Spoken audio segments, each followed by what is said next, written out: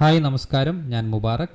system.ioയിൽ നിങ്ങൾ ക്രിയേറ്റ് ചെയ്തിട്ടുള്ള landing page, അതല്ലാന്നുണ്ടെങ്കിൽ വെബ്സൈറ്റുകൾ എങ്ങനെ നിങ്ങൾക്ക് നെയിം ചിപ്പിൽ പർച്ചേസ് ചെയ്തിട്ടുള്ള ഡൊമൈനുമായിട്ട് കണക്ട് ചെയ്യാമെന്നുള്ളതാണ് ഇന്ന് നമ്മൾ നോക്കാൻ പോകുന്നത്.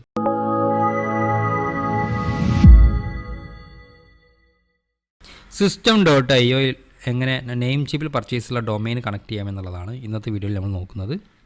അതിന് വേണ്ടിയിട്ട് നിങ്ങൾ ആദ്യം system.io എന്ന് പറയുന്ന വെബ്സൈറ്റ് ലോഗിൻ ചെയ്യുക. അതിനുവേണ്ടി നിങ്ങൾ സൈൻ ഇൻ എന്നുള്ളത് ക്ലിക്ക് ചെയ്യുക. ലോഗിൻ ചെയ്ത് കഴിഞ്ഞാൽ നിങ്ങൾ ഇവിടെ കാണാൻ പറ്റും, പ്രൊഫൈൽ ഐക്കൺ കാണാൻ പറ്റും. അതിൽ ക്ലിക്ക് ചെയ്തിട്ട് സെറ്റിങ്സ് ക്ലിക്ക് ചെയ്യുക. സെറ്റിങ്സ് ക്ലിക്ക് ചെയ്ത് കഴിഞ്ഞാൽ താഴേക്ക് സ്ക്രോൾ ചെയ്ത് കഴിഞ്ഞാൽ കസ്റ്റം ഡൊമൈൻ എന്ന് കാണാൻ പറ്റും. അവിടെ ജസ്റ്റ് ഒന്ന് ക്ലിക്ക് ചെയ്യാം. അതിൽ ക്ലിക്ക് ചെയ്ത് കഴിഞ്ഞാൽ നിങ്ങൾക്ക് ഇവിടെ കാണാൻ പറ്റും ബൈ ഡിഫോൾട്ട് ആയിട്ടുള്ള ഒരു സബ് ഡൊമൈൻ ആയിരിക്കും ഇവിടെ ഉണ്ടാവുക. അപ്പോൾ നമുക്ക് പുതിയൊരു ഡൊമൈൻ ആഡ് ചെയ്യാണ് വേണ്ടത്. അപ്പോൾ അതിന് വേണ്ടിയിട്ട് ആഡ് ഡൊമൈൻ ഉള്ളത് ക്ലിക്ക് ചെയ്യാം. എന്നിട്ട് ഇവിടെ നിങ്ങൾ ഡൊമൈൻ നെയിം എൻ്റർ ചെയ്ത് കൊടുക്കാം. ഞാൻ അതിന് വേണ്ടിയിട്ട് നെയിം ചിപ്പ് ഓപ്പൺ ആക്കിയിട്ടുണ്ട്. എന്നിട്ട് പ്രൊഫൈൽ പോയിട്ട് ഡാഷ്ബോർഡ് ക്ലിക്ക് ചെയ്യുക. ഡാഷ്ബോർഡ് ക്ലിക്ക് ചെയ്തിട്ട് ഡൊമൈൻ ലിസ്റ്റ് എന്നുള്ളത് സെലക്ട് ചെയ്യുക.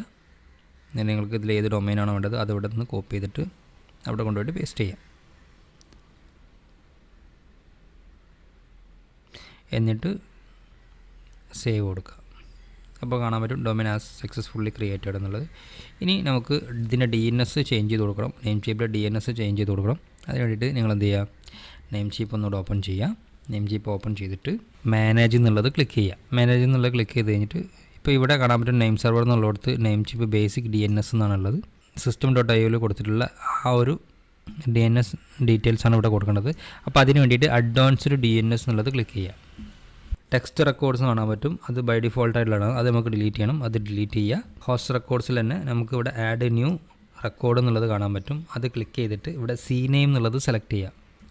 സി നെയിം റെക്കോർഡ് എന്നുള്ളത് കാണാൻ പറ്റും, കണ്ടോ? ഇത് ജസ്റ്റ് സെലക്ട് ചെയ്യുക. എന്നിട്ട് നമ്മൾ എന്ത് ചെയ്യുക, system.ioയിലേക്ക് വരിക. system.ioയിൽ വന്നിട്ട് ഫസ്റ്റിൽ കാണുന്ന www ഡോട്ടുള്ളത് കോപ്പി ചെയ്യുക. ഡോട്ട് വേണ്ട, www എന്നുള്ളത് മാത്രം മതി. എന്നിട്ട് ഇവിടെ പേസ്റ്റ് ചെയ്യുക. തുടർന്ന് ടാർഗറ്റ് എന്നുള്ളിടത്ത് എന്ത് ചെയ്യുക, നേരത്തെ ഇതിന് നേരെ ഓപ്പോസിറ്റ് ഉള്ളത് ഫുള്ളായിട്ട് കോപ്പി ചെയ്യുക, ഈ സൈഡിലുള്ളത്. എന്നിട്ട് അതിവിടെ പേസ്റ്റ് ചെയ്യുക. ശേഷം സേവ് ചെയ്യുക.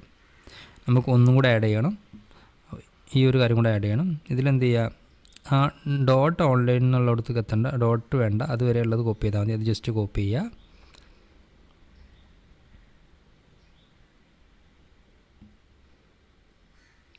എന്നിട്ട് ആഡ് ന്യൂ റെക്കോർഡ് സേവ്, നേരത്തെ എടുത്ത് അതേപോലെ തന്നെ എടുത്തിട്ട് ഇവിടെ പേസ്റ്റ് ചെയ്യുക. പിന്നെ ടാർഗറ്റ് എന്നുള്ളിടത്ത് നേരെ ഈ ഓപ്പോസിറ്റ് സൈഡിലുള്ള കംപ്ലീറ്റ് കോപ്പി ചെയ്തിട്ട് അത് അവിടെ പേസ്റ്റ് ചെയ്യുക.